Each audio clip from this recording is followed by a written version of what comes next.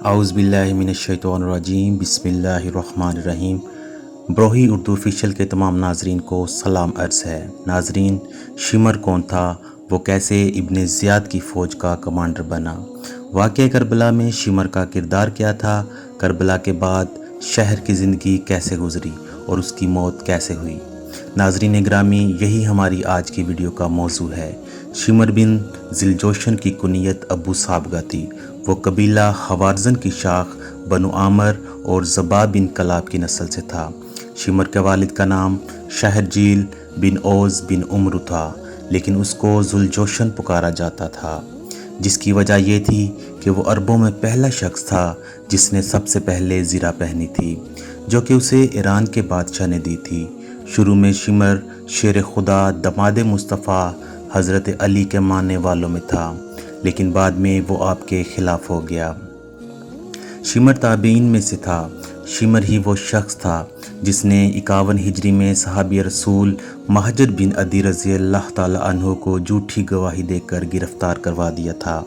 60 ہجری میں حضرت مسلم بن عقیل نواسۂ رسول حضرت امام حسین کے سفیر بن کر کوفہ میں گئے۔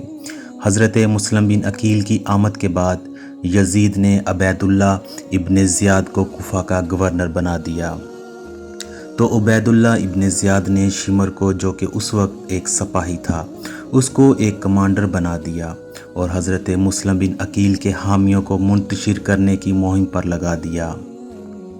شمر نے کمان ملتے ہی مسلمانوں پر فتنہ انگیزی کے الزام باندھے اور ان کو سپاہی کی مدد سے خوفزدہ کیا، اور پھر ابن زیاد کے حکم سے ہی حضرت مسلم بن عقیل کو شہید کر دیا گیا۔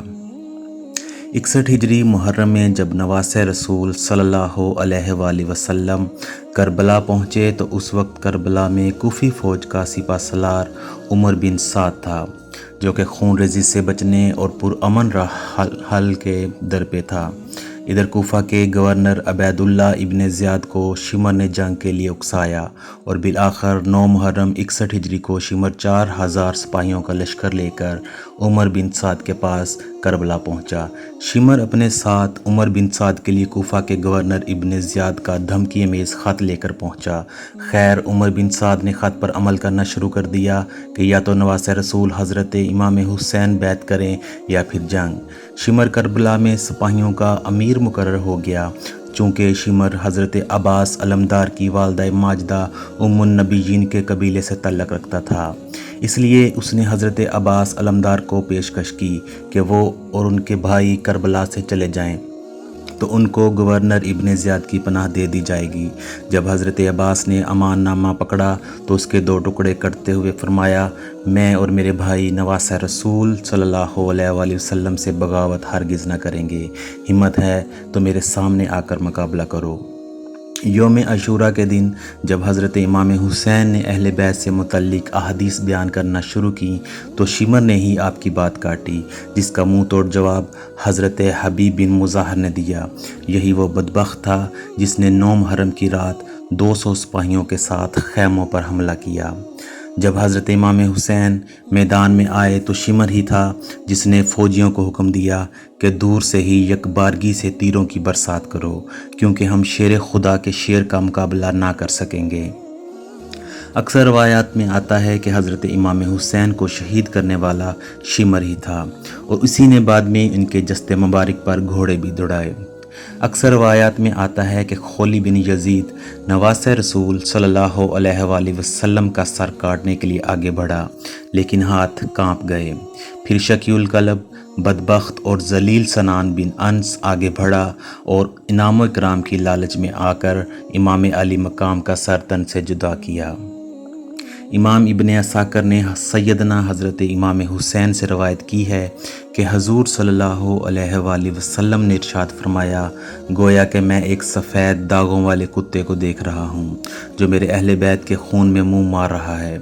اسی طرح محمد بن عمرو سے روایت ہے کہ ہم سیدنا حسین کے ساتھ کربلا میں موجود تھے کہ جب شمر کا سینہ ننگا ہوا تو نواسۂ رسول صلی اللہ علیہ وآلہ وسلم فرمانے لگے، رسول صلی اللہ علیہ وآلہ وسلم نے فرمایا تھا کہ گویا میں اس سفید داغوں والے کتے کی طرف دیکھ رہا ہوں جو میرے اہل بیت کے خون میں منہ مار رہا ہے، اور شمر برس کے داغوں والا تھا۔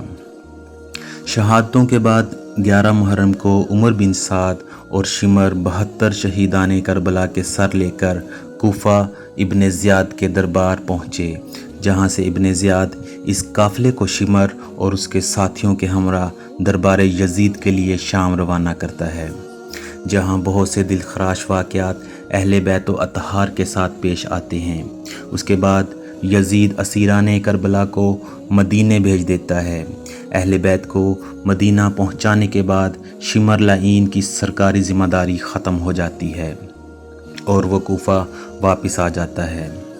سن 66 ہجری مختار سقفی نے قیام کیا تو شمر نے ان کے خلاف ہونے والی جنگ میں شرکت کی، لیکن مختار نفری نے شہر سمیت اموی امرا کو کوفہ میں ہونے والی جنگ میں شکست دی۔ مختار سقفی نے ارادہ کیا تھا کہ وہ کربلا کی جنگ میں شریک ہر یزیدی کمانڈر کو قتل کر دے گا اور اہل بیت کے پاک گرانے کا بدلہ لے گا۔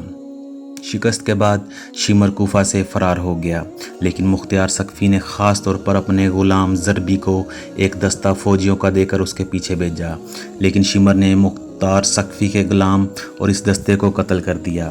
پھر مختار سقفی خود اس مہم پر نکلے اور شمر کو گھیر کر اس کو قتل کر دیا۔